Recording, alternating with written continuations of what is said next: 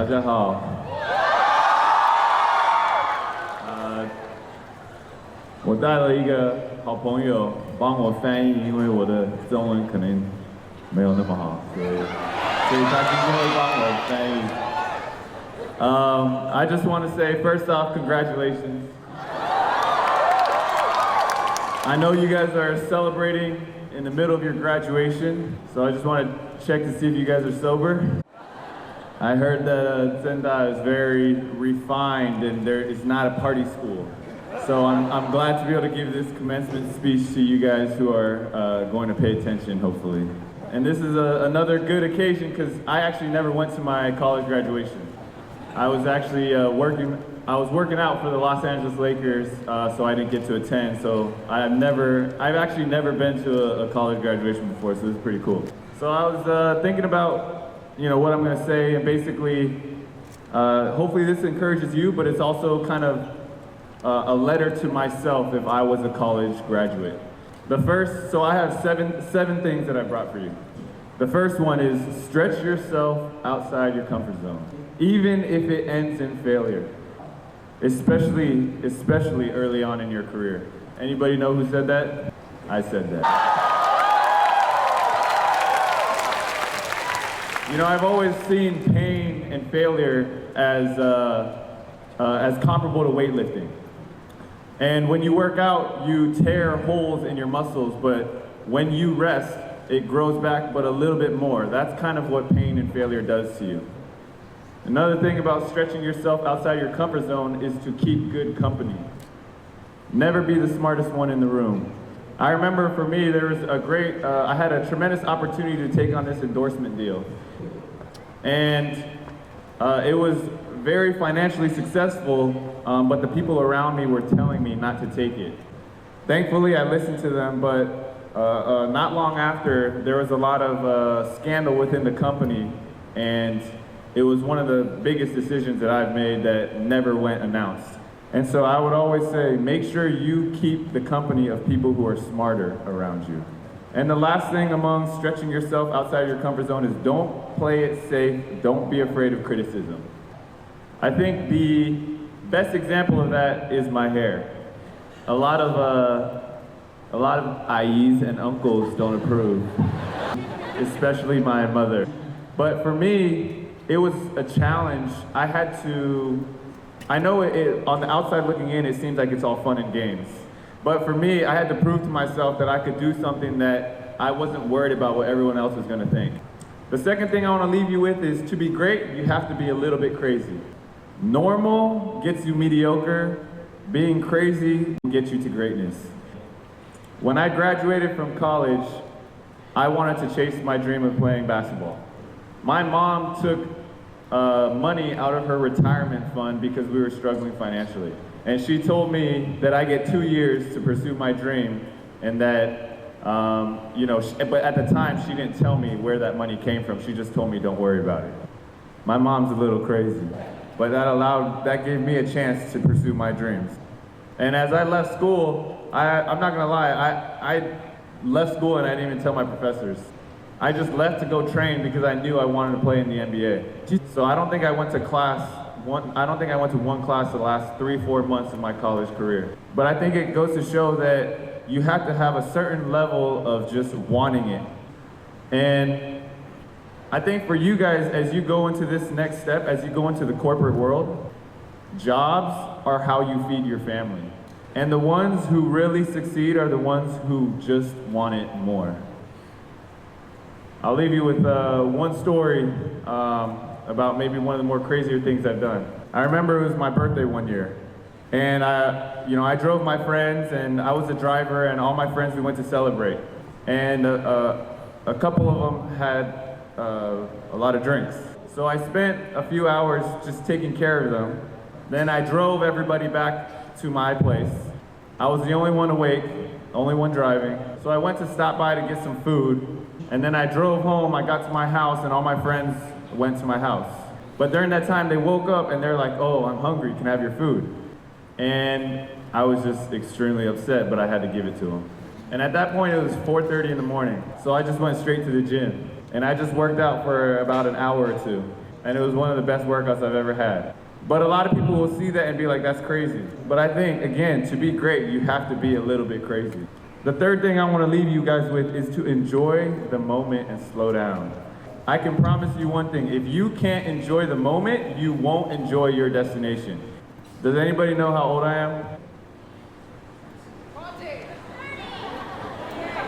29. But time went like that. And my biggest regret in my entire life, during my first 5 years in the NBA, I was so focused on what I wanted to achieve that I couldn't enjoy the process. And I had to learn how to be content where I was, and only when I got to that point did I start to really enjoy the things that I was accomplishing and the destination that I was getting to. It wasn't until my 6th year when I was playing for the Charlotte Hornets, I started to look around at the arena and I saw 8,000, 9,000 people watching every single game. Before that, I never looked around. I couldn't even focus on everybody else because I just wanted to be so great. But when I got to the point where I was really enjoying the moment, I really started to appreciate all the little things. Even on the plane flights, unlimited snacks, food, cookies, chips, candy. These were things that I never appreciated in my NBA journey, little things. And the last thing is, when you do have success, stay grounded. Every once in a while, one of the things I love to do is fly economy or fly just normal. Because it reminds me that I don't need to fly first class every time I'm on an airplane. And so as you get success, continue to find ways to stay grounded. The fourth thing I would say is to be confident and to seize opportunities. I can't emphasize this point enough.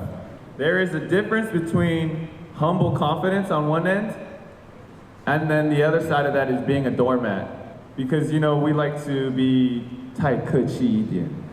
But I want to just tell you guys that humble confidence does not mean that you are a doormat. One of the best things I ever did was confront James Harden. He had been showing a lot of poor body language towards me. He was right in what he was trying to say, but he was wrong in his body language. And it took a lot of courage for me to say something. And I waited a long time to do it. And when I finally got to that moment, I was extremely nervous. But the one thing it did is I earned his respect that day. And we communicated, and I showed him that I can be confident, I can be humble, I can say things the right way, but I can also stand up for myself.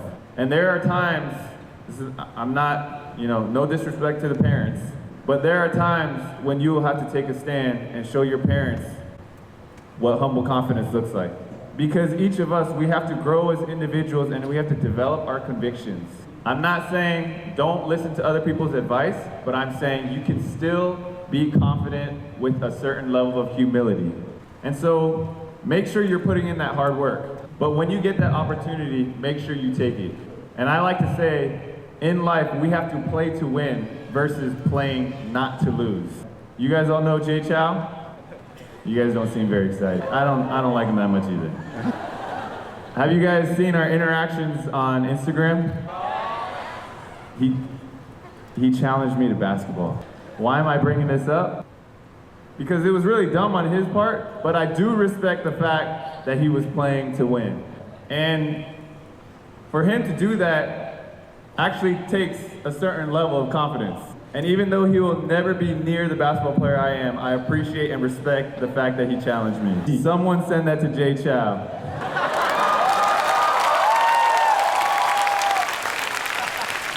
One of my greatest games, or one of my most proud games I've ever had, we played against the Washington Wizards.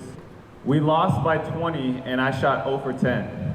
And the reason why I'm extremely proud of that game, because if it was me earlier in my career, I would have stopped shooting at 0 for 4. The fact that I continued to shoot, even while I was missing, showed me that I was trusting the hard work that I put in. So when you get to your next job, put in the hard work, do your work. But when it's your time to speak up in a meeting, or it's when your opportunity to just step up to the plate, by all means, go for it. And just remember, the cream will always, always rise to the top. The fifth thing I want to promote is joy and confidence in other people. As you guys go into your career, a lot of what you guys do will be IQ based. And the people with the highest IQ, the people that do the best work, will continue to climb the ladder. But one day, you may be in a position of leadership and power, and it will no longer be about your IQ. It'll be about your EQ. Because true leadership is promoting joy in the people around you and making them feel confident in their work. And so if you want to be a great leader, always remember to keep the relationship above the issue or the performance. During Linsanity, we won 7 games in a row, but we lost that 8th game. I had 9 turnovers, my career high. I got a phone call from an unknown number. Well, actually I didn't pick up because there was a lot of people calling me at that time. But then someone told me, hey, that's your head coach, you should call him back. So Mike D'Antoni, he called me and he told me in my next game to go get 9 turnovers again. He said, I don't care how many turnovers you get, the one thing I need for you is to continue to be yourself and play downhill. He said, if you end up with 9 turnovers, you'll probably end up with 20 assists. So I don't care how many turnovers you get, don't change anything the next game. That's a big reason why his teams always do well, because he promotes joy and confidence in the people that are following him. And as you become a leader, look for feedback before you start blaming other people. Always hear the other side before you jump to a conclusion. And recognize the fact that you will always take your opinion more to heart, so you must remember to downplay your own opinion. Be quick to listen and slow to speak. I remember one of my first interactions with Yao Ming. He took us to a very fancy restaurant. Multiple courses coming in. Course was about to come in. Everyone was talking about soup. And, you know, the topic of shark fin soup came up. So I thought that's what was coming out next. I don't really know much about shark fin soup, but I was like, yeah, I love shark fin soup. I can't, you know, it's great. I can't wait to have it. And then Yao looked at me and said, 然后姚明就看着我说 I'm working on banning shark fin soup globally. It was one of my more embarrassing moments, but remember to be quick to listen and slow to speak. Number 6, do things the right way. Treat people the right way, be a servant. When I was a rookie, I owned 1 pair of jeans. My fashion game was weak. I don't know how you translate that. Monte Ellis noticed that I was wearing the same pair of jeans every day. So a week later, he brought me 20 pairs of jeans. Each one was $200 each US. I'll always remember that for the rest of my life. People didn't always agree with Monte, but I'll always remember that was doing things the right way. And another phrase that I learned in college at Harvard actually, 养儿防老. Oh yeah, 这个你不用翻译.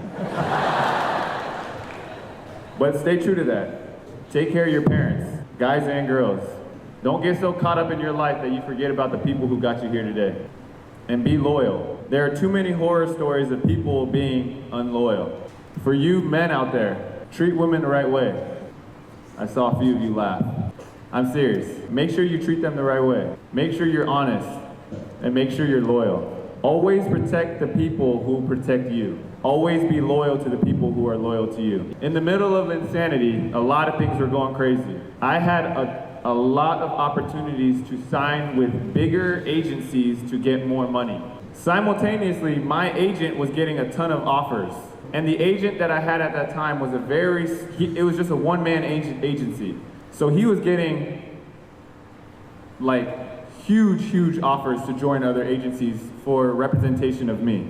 I refused to replace him because he had been loyal to me all through the D-League. So I stuck by his side till today. On the other hand, I didn't know this at the time.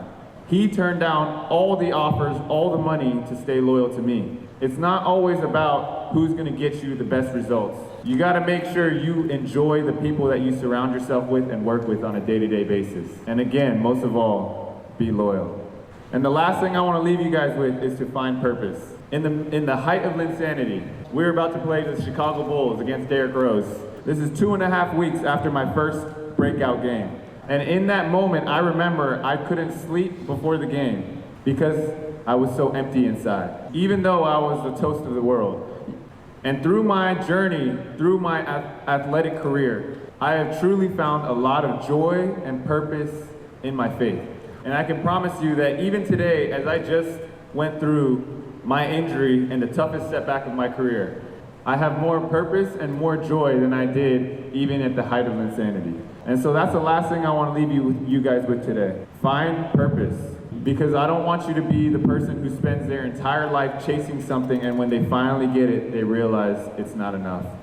Thank you for your time. 谢谢你们的时间， Congratulations. 再次恭喜大家，谢谢林书豪先生。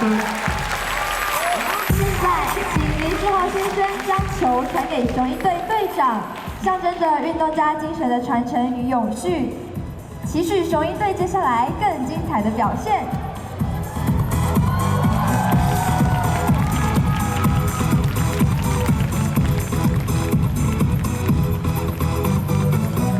同时，我们也非常感谢本校外交系毕业校友、瑞士资本集团董事长江丰年学长，为我们邀请到重量级的贵宾林书豪先生为政大毕业生致辞。所以我们也特别感谢，也邀请江丰年学长一起上台致意。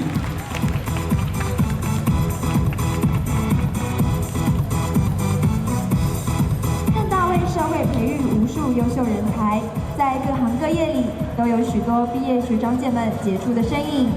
今天他们特别带着祝福，恭贺所有毕业生，同时也欢迎毕业生加入校友的大家庭。